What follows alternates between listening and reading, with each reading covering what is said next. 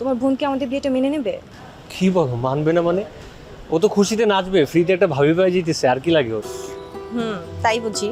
হ্যাঁ, আর তাছাড়া ঈশান আমার খুব আদরের ছোট বোন। বেশ কিছুদিন যাবত ভাবি ভাবি করে আমার মাথাটা খেয়ে ফেলতেছে। এখন তুমি চলে আসছো, আমি তো একদম নিশ্চিন্ত। আমিও না তোমাকে বিয়ে করে না ফ্রিতে একটা বান্ধবী পেয়ে গেলাম। মানে দুইজন বান্ধবী খুব ভালো মতো থাকবো। আচ্ছা, তোমার বোনের নাম যেন কি বললা? ঈশানা বিবিএ 4th সেমিস্টারে পড়তেছে।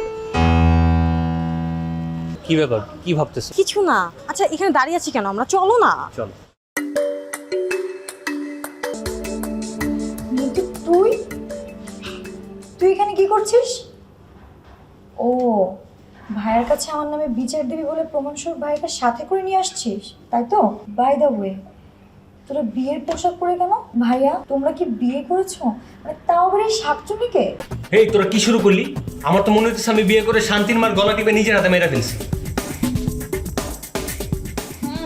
সাথে এই অলক্ষীটাকে ঘরে তুলে নিয়ে আসছো, জল জানতো তাও আবার। ঘরে যদি সর্প থাকে অশান্তি এমনিই হয়, শান্তির মাকে গলা টেপে মারতে হয় না।